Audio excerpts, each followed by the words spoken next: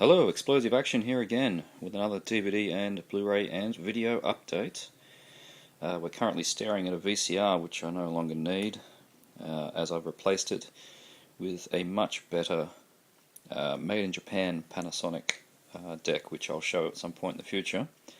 I now have two of those exact models.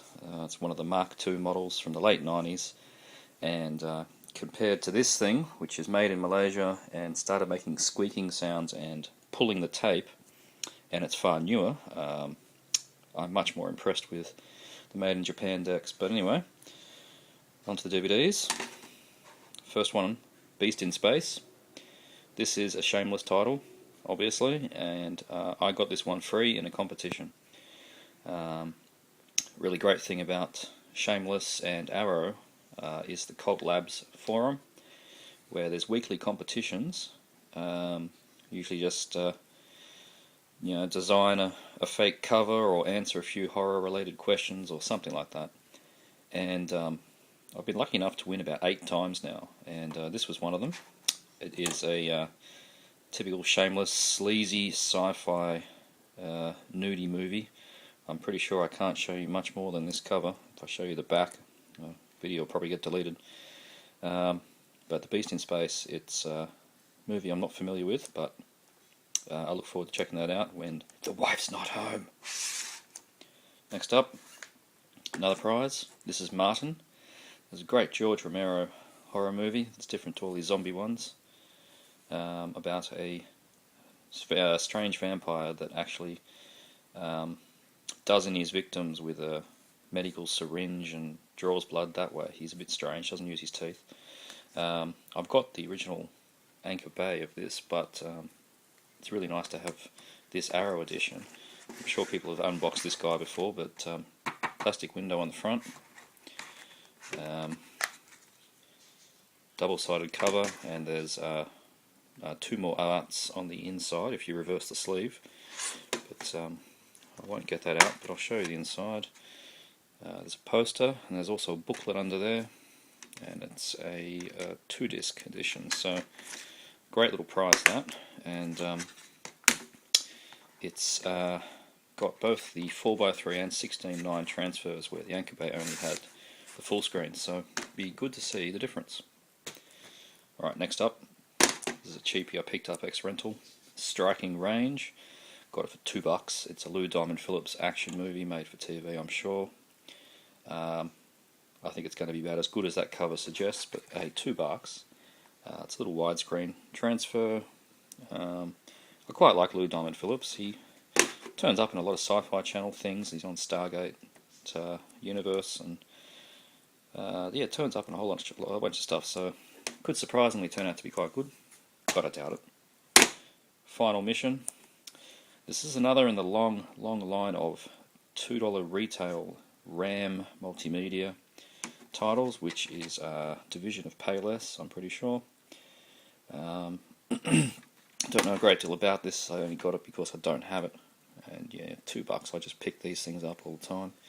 Nobody in it that I recognise. I don't know who Corbin Burnson is. I imagine that's him, but I don't know who he is. Yep, so $2. Planes crashing. Should be worth the price of entry anyway.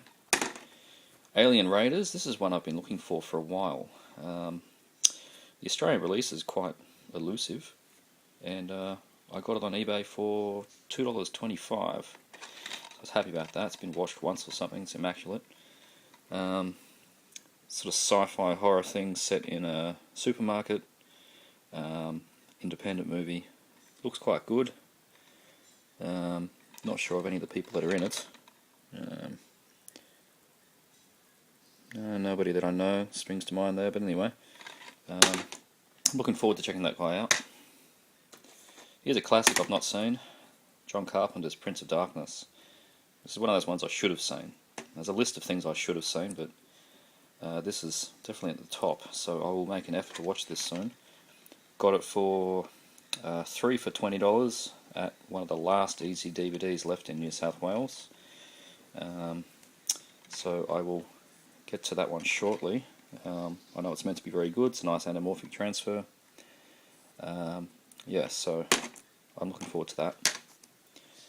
Next up, Abominable. Now this is another Anchor Bay from a few years ago, Sci-Fi Channel movie that I picked up for $3 plus shipping from the States, and it's got my man Lance Henriksen. Now, I don't know much about it. I'm kind of worried that I like a lot of modern Lance movies. He's in it for about 2.5 minutes, but I'm kind of hopeful he won't be. So this one doesn't look too bad. It's a Sci-Fi Channel movie, so you know what you're going to get. So yeah, looking forward to that, vaguely, anyway. Price was right. Another one for my Anchor Bays. Okay, I've got a few of these in the collection, but this is the latest. Hollywood DVD. It's a English equivalent of Payless, I suppose. They just knock out all the cheap movies, PM Entertainment stuff, and lots of other cheap labels like that. Slam them onto multi-disc packages. This is Action 3, which has Nightmare at Noon with Bo Hopkins, Wings Hauser, Santa Fe, don't know much about that one. Talons of the Eagle with Billy Blanks, that was the main reason I got this, and Spanish Rose, which has got Michael Paré and Michael Ironside. And these always go for like £1 or something. And what's better than the Australian releases is that the Australian Payless discs usually put 2 movies on one single layered disc, so there's a lot of macro blocking and things like that. But these guys put one movie on a side of a disc, so these are double-sided discs. So they're exactly the same as their individual releases, which the company also puts out. So looking forward to that, especially Talons of the Eagle. Alright, stepping up in quality. Blu-ray of Splice. This is the Region A disc. Watched this the other night. I thought it was fantastic. Very well done sci-fi horror. And I thought the effects were excellent, actually. Some of the early effects of the CG critters were a little bit average, but as the main girl grew in size, which she does over the movie, I thought the effects were very good. So I definitely recommend checking this one out. It's basically a genetic engineering experiment that goes wrong. It's got what's his name, Adrian Brody in it, but the main thing to watch is for Delphine Chaniak. I hope I'm saying that right. Who plays the critter here? Checking her out on IMDb, she's done solely French TV and French movies, so different movie for her there. Going back in quality here. Tough to Kill. Now, this is a Joe D'Amato movie that I've not seen. It's meant to be quite a good 80s action movie that is quite hard to get, and this disc is by no means an official release. This is a dodgy bootleg, I'm sure. It probably won't come out very well, but those screens are just atrocious. By some hilarious company, Sweat. Yeah, it's brilliant. I popped it in. The quality is terrible. It's from at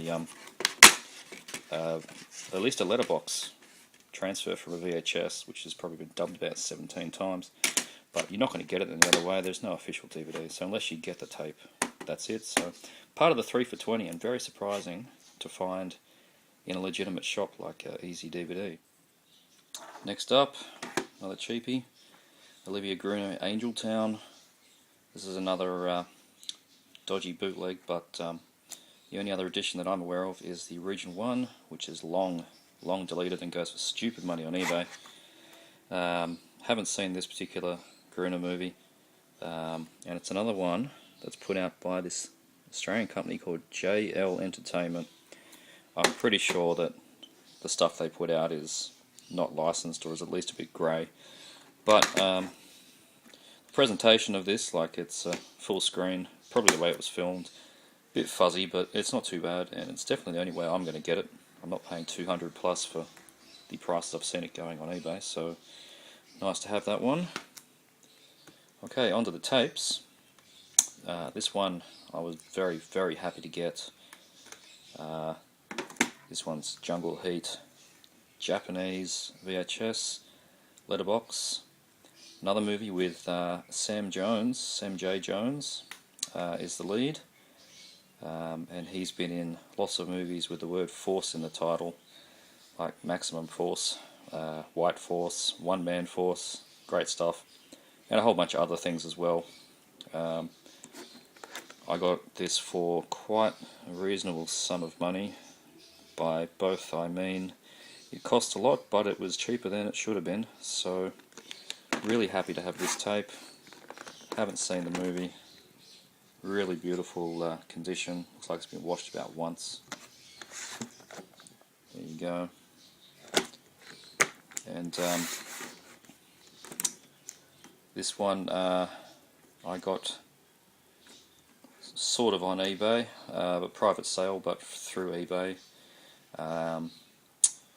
As I bought Strike Commando 2 from the same seller, and that was one of Paul Cook's auctions, and I will link to his blog in the text of this review, so make sure you check it out. He is constantly putting good stuff on eBay, and is a top bloke for giving me this at a good price. And lastly, last tape, Alone in the Dark. Now, this is my only k-tel video. First one that I've got. I got it for $14. I was happy with that price. It's really good condition. 80s slasher, not to be confused with the bloody Uwe Boll atrocity of the same name. Good condition case. And yeah, sticker on the top, on the front. It's got the little k-tel logo there. And most importantly, it's got the inside slick. Now, I have a question for those out there that know k-tel tapes, this being my first. The case that it's in, the slick is a little too tall for it. Normally I just think, oh well, that's how it was made, but there's one thing that's confusing me, is that this is inside the plastic. You can't get to this, it's pressed in there. But the back of the sleeve has another set of advertisements for other titles. It looks like it's stuck on, but that was probably done that way during manufacturing. So I'm wondering, is this just a strange way of putting this tape together, or have I got a k-tel tape in a different k-tel box? That's what I'm wondering. So if anybody out there could fill me in on this, then I'd appreciate it. Alright, well that's my update this time. Quite a few varied options in here today, and I will speak to you all soon with hopefully another update. Alright, cheers.